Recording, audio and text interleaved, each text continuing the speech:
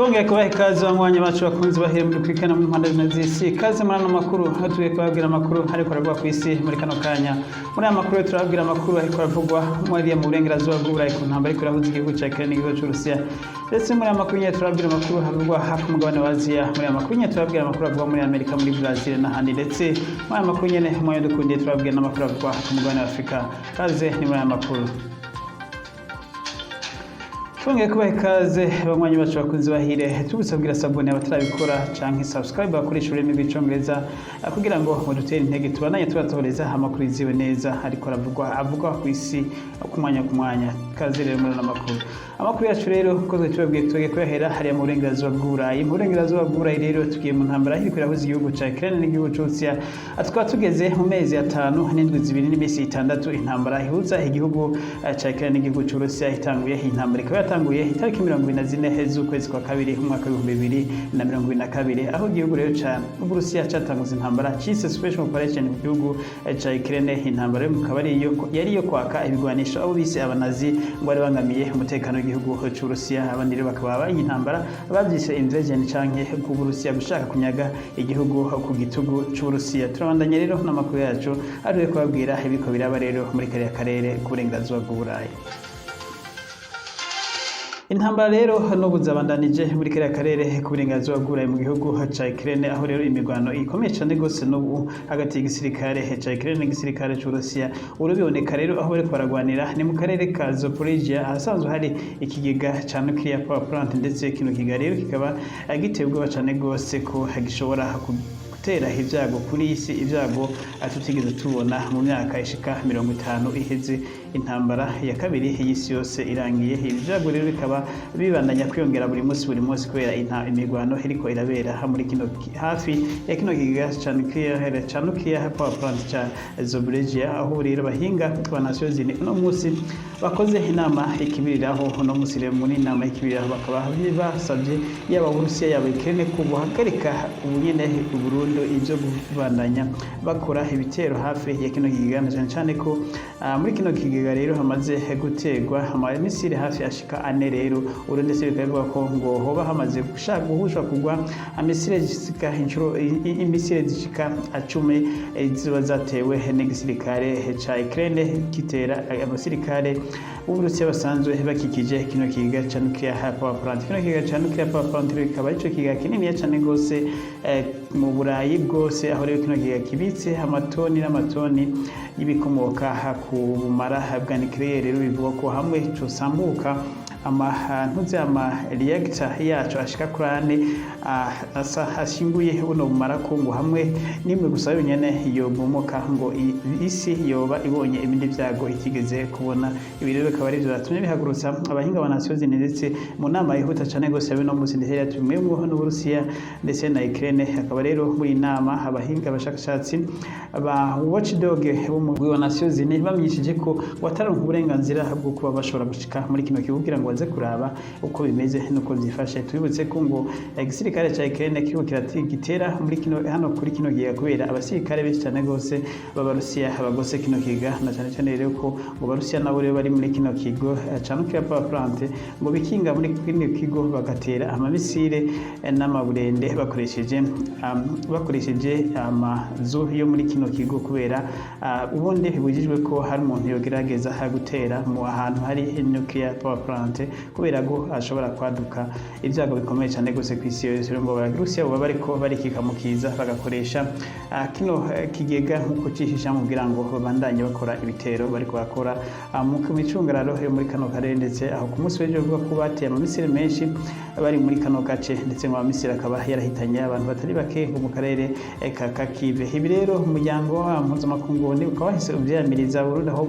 usaba Uburusiya na Ukraine guhagarika burundu ubunyene byavuga ko guhagarika gukora ibitero muri kano karere. Turabandanya n'ano makuru yacu tubabwira ibindi bitero uko byagenze byabereye muri kariya karere.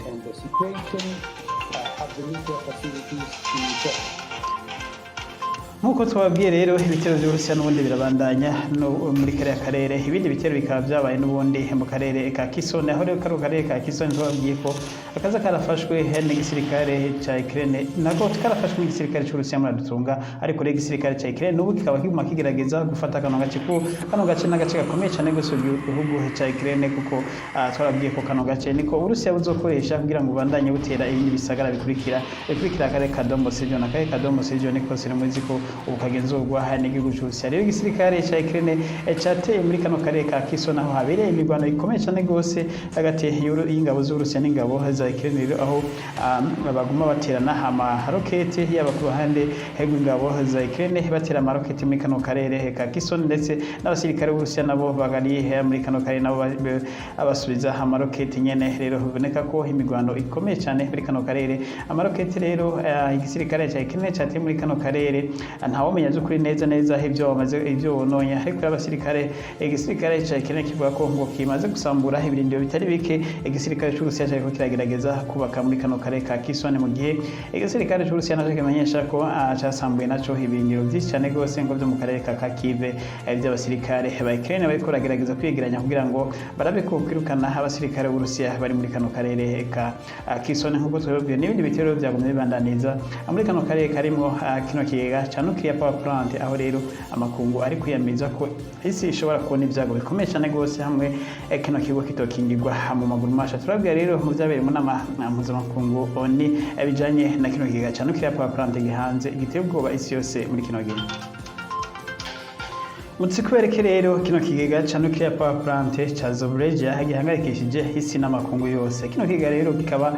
himaze kumenyekana ko kirimo nuclear nyinshi cyane gose, umara bwa nuclear nyinshi cyane, nuko igihugu ca Ukraine cyari caraburijwe gukora amamisire yo mu bwoko canke amabombe yo mu bwoko bwa nuclear, ubundi kiba cyari cararengeje ubumara bushobora gukora amabombe yo mu bwoko bwa nuclear, ariko rero igihugu ca Ukraine nticari gifise ubwo burenganzira bwo gukora ano mabombe yo mu bwoko bwa nuclear. Kino kigega kikaba arico kibitse ubumara bwa nuclear bwinshi cyane gose mu burengerazuba bw'Uburayi ndetse no mu Burayi muri rusange, kuko kino kigo cari kinini cyane gose kurusha ibindi bigo byose byo mu bwoko bwa nuclear power plant byo mu Burayi. Kino kigo rero bikaba bivuga ko wahamwe cyo sambuka ngo ibyago byabaye mu Buyapani bya Hiroshima na Nagasaki, ngo byari ibyago bito cyane gose, aho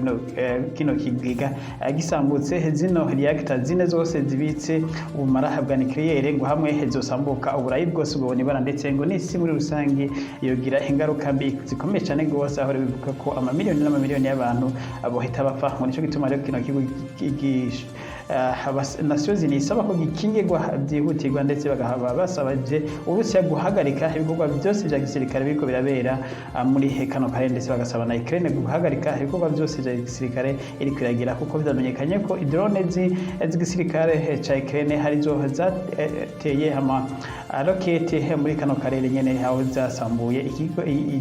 zasambuye agace kamwe karimo umuyaga nkuba winjira muri kano karere, rero karimo amariyagita ya nuclear. Aya mariyagita rero igituma rero bikomeye cyane gose bya mariyagita arimo umumara bwa nuclear, ngo bisaba ko amazi aguma azunguruka kuri iyo amazi, rero hamwe yohagarana gatoya ngo bita ubuno mumara bwa nuclear buduga cyane gose, rero bukaba bwohita busambuka. Ibyago bikaba bigiriye Uburayi ntoze yari amazi nayo kugira ngo agume azunguruka, bisaba ko amamoteri aguma ayazungurutsa, amamoteri nayo yazungurutsa ngo akaba akoresha umuriro. Tubutse rero ko igice kimwe cy'umuriro kimaze gucika, wavuga rero ko byari ibyago bikomeye cyane gose iyo abahinga bariyo batahita bahindura umuriro ngo bahindurire ku kindi gice kirimo umuriro, kugira ngo amazi agume asirikira kuri inyuma hafi ya buno mumara, kugira buno mumara ntibushuhe cyane gose ngo bube bwoturika, kugira ngo ubutere ibyago ku isi. Tubutse ko kandi abakozi bakora muri kino kigo ca nuclear power plant ca Zaporizhzhia n'ubundi ari abakozi ba leta ya Ukraine. Uburusiya gusa bwarafashe kino kigo, ariko buca bugira imbohe abakozi bose ba Ukraine bari basanzwe bakora muri kino kigo, rero nibo n'ubundi bakora, ntabwo ari abakozi b'Uburusiya bagenzura kino kigo, ahubwo abakozi ba Ukraine n'ubundi bari muri kino kigo nibo bagenzura kino kigo. Rero haba rero kino kigo kivuga ko uyu munsi gihanze kino kigo iteje bitumye ibihugu byinshi cyane rwose bigira ubwoba ko ibyago bishobora kuba ariko rero mu nama yabaye no munsi aho ya Nations Unies bakaba bemeranyije ko abahinga ba AA canke watchdog bo mu ujejwe ivya nucleaire wa Nations Unies ko bazogenda bagiye kwemererwa vuba gushika muri kino gihugu kugira ngo barabe ibyo kugira ngo bakingire kino kigo ndetse ubuserukira Uburusiya muri Nations Unies ambasaderi yamaho wa Nations Unies Uburusiya Vasily Nebenzia akaba amenyesheje ko mu biganiro yahaye abamenyesha makuru yamenyesheje ko ngo wewe Uburusiya ngo nta kibazo bufise ko abana bahinga abashika muri kino kigo cya nuclear power plant ngo ahubwo ubu Ukraine ngo niyo ifise ibibazo kuko Ukraine ngo niyo yase no bwa mbere ko abantu bahinga bahashika kubera Ukraine ngo ariyo iriko irakora ibitero by'iterabwoba kuri kino kigo cya nuclear aho rero Uburusiya bwo buhakana ko atagitero na kimwe buragira muri kino gice rero nkuko byavuzwe n'uyu Vasily Nebenzia umuserukizi w'Uburusiya mu nama mpuzamakungu yabone yamenyesheje ko ngo Uburusiya buriteguye umwanya n'umwanya icyari kiganiro hayo abamenyesha makuru inyuma yaho bari bahejeje kugira inama ya bose muri oni inama yahamagajwe ikibiriraho kugira ngo bige kuri kino kibazo cya kino kigo cya Zaporizhzhia nuclear power plant biboneka ko gihangayikishije benshi kuri iyi si kino kigo rero kikaba gikomeye cyane muri kino gihe arico kigo kiravugwa ko cyane gose ndetse hirya intambara iriko irica abasivile muri Ukraine n'abasirikare n'abandi ikaba bisa n'ubwo byo bitahawe agaciro muri kino gihugu kuko uburavye uburemere kino kigo kiriko kirahabwa umunyamakuru byose ubivuga ku isi ariko haravugwa ibya kino kigo ca nuclear power plant bivuga ko gishobora guteza ibyago bitigeze biboneka ku isi turabandanya n'ano makuru yacu tubuye muri kino karere Sugumanya no muri Ukraine rero nyuma yaho amasezerano Uburusiya na Ukraine basinyaniye amasezerano yo kureka ingano n'ibindi bifungurwa byose biva mu gihugu cya Ukraine bibandanye gushoka ku isoko mpuzamakungu ubu rero ingano zirabandanya kuva mu gihugu cya Ukraine tubutse ko igihugu cya Ukraine cyari kibitse hafi itoni miliyoni 2 n'igice z'amatoni y'ingano yari ku butaka bwa Ukraine yagomba gushoka imbere y'uko intambara itangura mu kwezi kwa kabiri k'umwaka ubu rero Ukraine ikaba imaze gushora hafi amato ashika kuri 5 kuva aya masezerano asinye rero no munsi havuye andi mato abiri yose yapakiye ingano agenda ku isoko mpuzamakungu hano mato rero aca mu gihaga kirabura mazira agaca haca ku rundi ruhande rwa Turikiya mazira akabona hagushika tubutse ko ubwato bwa mbere bwapakiye ibigori n'ingano bikaba byava muri Ukraine bigenda muri Lebanon aho bino bigori rero byabanje gushikira mu gihugu cya Turikiya igihugu cya Turikiya kagenzura ko ejo kuri atabindi bintu bitwawe cyane ko ariko yikekwa ko ibigwanisho ibihugu by'uburengerazuba biha igihugu cya Ukraine bishogwa biciye muri nzira kuko ngo ibigwanisho bihabwa igihugu cya Ukraine ibice 40% byonyine nivyo bikora muri Ukraine ibindi byose biherera ku isoko y'amagenda aho rero igihugu cya Ukraine kiza mu bihugu vya mbere ku isi bijya igituriye cyane gose naco bituma ndetse bavuga bahinga ko intambara ya Ukraine kugira ngo zohere bigoye cyane gose kuko abanya Ukraine nabo bazwi kurya ibituriye kurusha abandi bantu bose ndetse igihugu cya Ukraine kigereranywa n'ibihugu bimwe byo muri Afrika mu kujya igiturire by'imonogoje naco bituma ibigwanisho bigenda muri Ukraine ngo bigiye gufasha igihugu cya Ukraine byinshi biherera ku masoko y'amagende iyo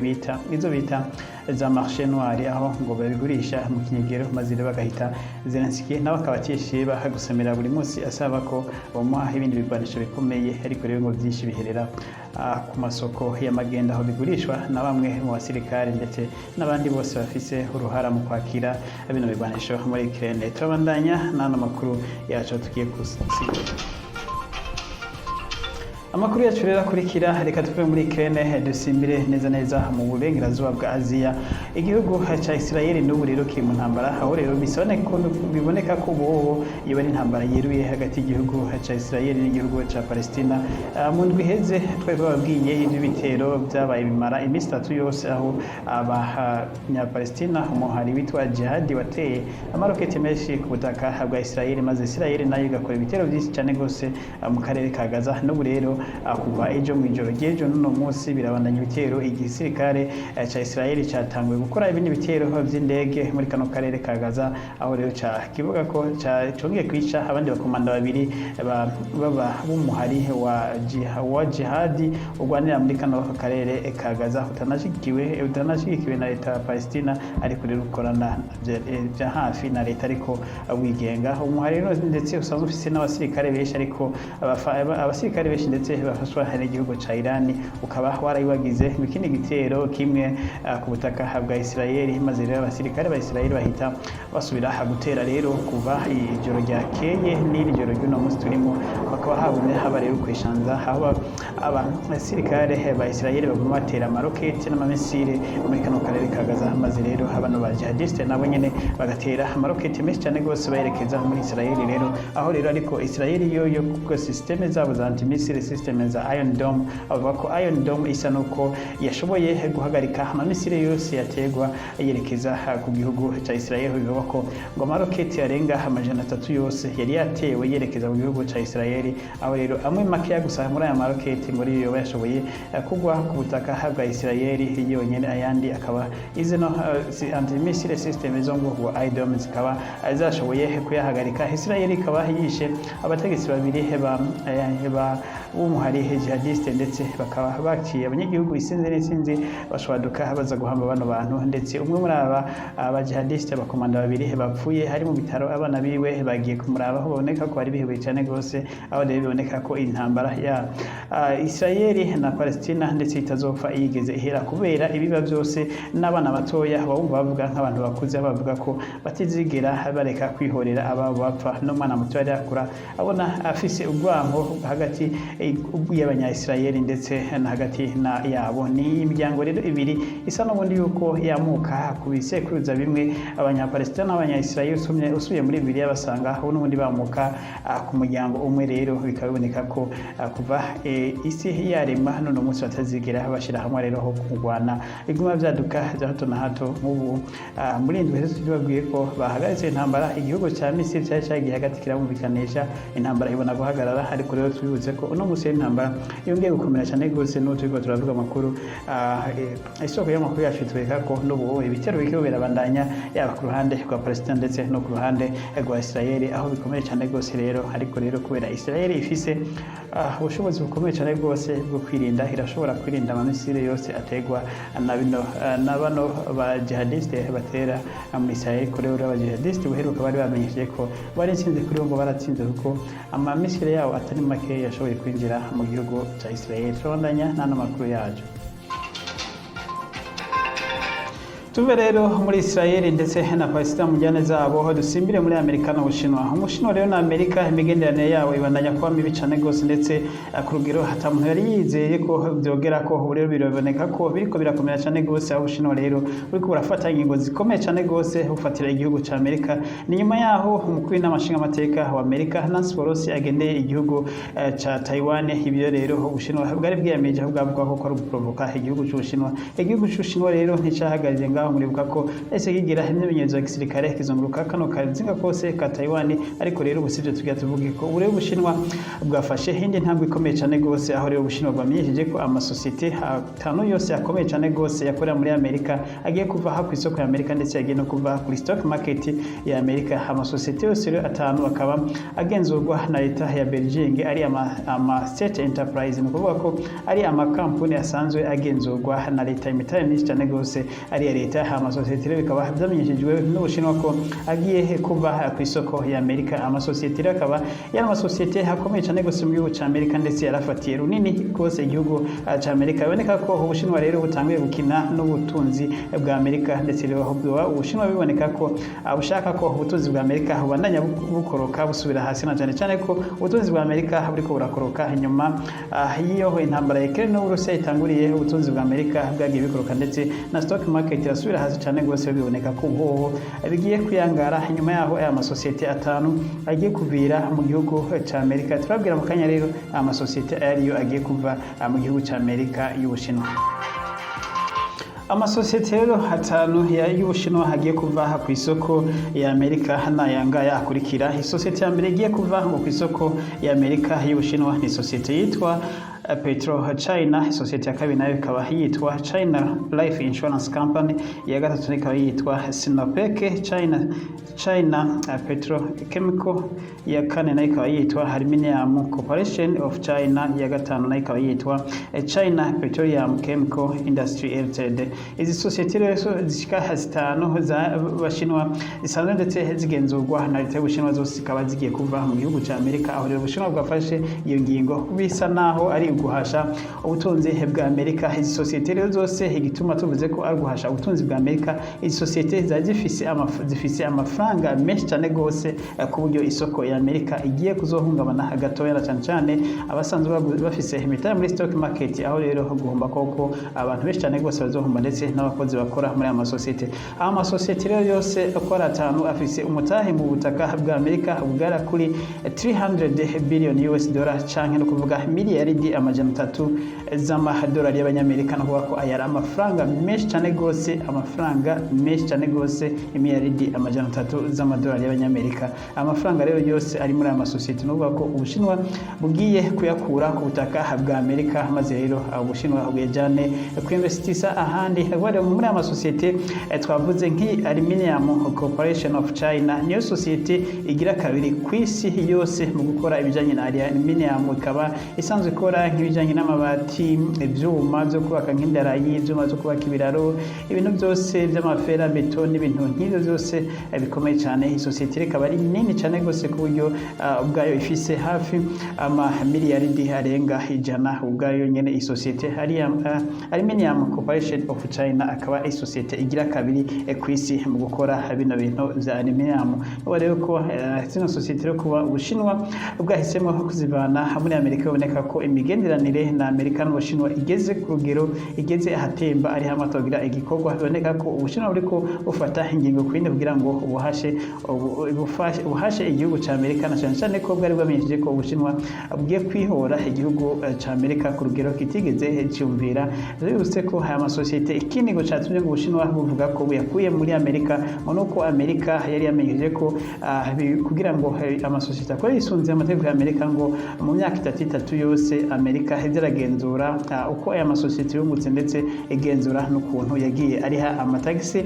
mu gihugu cya Amerika. Ibi navyo bikaba binyuranije n'amategeko y'amakampani ya leta y'Ubushinwa. Ibi byose rero bikaba ari bimwe mu byatumye Ubushinwa bwiyumvira gukura imitahe yabo ikomeye cyane gose mu gihugu cya Amerika. Ibi rero bigiye kugira ingaruka mbi ziboneka, aho ntituvuze abagiye gutakaza akazi n'amasosiyete menshi yandi yakorana n'amasosiyete nko kudistribuwa ibidandazwa byose badandaza. Urumva rero ko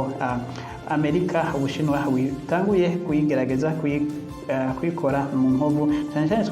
twabwiye ko igihugu cya Amerika gufatira ibihano igihugu cy'Ubushinwa ari ibintu bigoye cyane gose, kuko igihugu cya Amerika gifise amahera menshi cyane gose kibitse mu gihugu cy'Ubushinwa, kubera n'igihe ubutunzi bwa Amerika bwari bwasubiye inyuma, igihugu cya Amerika kikoze ku mafaranga cyari carabitse mu Bushinwa inyuma y'intambara yahuze igihugu cya Amerika n'igihugu cya Iraq. Rero n'ubu Amerika ifise amatiriyoni n'amatiriyoni ku butaka bw'Ubushinwa. Rero gufatira ibihano by'amafaranga igihugu cy'Ubushinwa si ikintu coroshe rwose ku gihugu cya Amerika. Turabandanya n'ano makuru yacu tuvuye muri mino mijyano y'igihugu cy'Ubushinwa. Mutubwiye muri komantere ico muzibaza ko iyi mijyano iri hagati y'Ubushinwa n'igihugu cya Amerika. Tuve rero muri Amerika no Bushinwa mu bijyana yaho hure dusimbire ku makuru ariko aravuga ku mugabane wa Afrika. Ku mugabane wa Afrika rero amakuru yacu reka adushikanye mu gihugu cya Mali. Igihugu cya Mali rero abasirikare bari kugarukana amahoro n'umutekano b'abajerumani, bamenyesha ko bagiye kuva muri kino gihugu cya Mali. Bahize bamenyesha ko bagiye kuva muri kino gihugu cya Mali, ngo nyuma yaho igisirikare cya Mali cyanse kwemerera indege yabo ya gisivile izanye abasirikare bandi baje kugombora abandi ivuye mu Germany, ko ikoresha ikirere cya Mali. Ibi rero bikaba byashavuje bano basirikare b'abajerumani bari muco bise MINUSMA, basanzwe bacungera umutekano mu burengerazuba bw'igihugu cya Mali, aho bahanganye n'imihari y'iterabwoba iri muri kino gihugu. Rero bano basirikare b'abajerumani bakaba bamenyesheje ko bagiye kuva muri ino mission bari bahawe na Nations Unies nk'abahagarariye umutekano muri kano karere. Bano basirikare ba MINUSMA b'abajerumani basanzwe bari muri Mali bakaba bose hamwe bashika 1000. Bano basirikare bakaba bari bamaze bamaze hafi imyaka ishika 4 muri kino gihugu ca Mali rero ngo kubera igihugu ca Mali cyo kirakomplika yuko basanzwe bakora ngo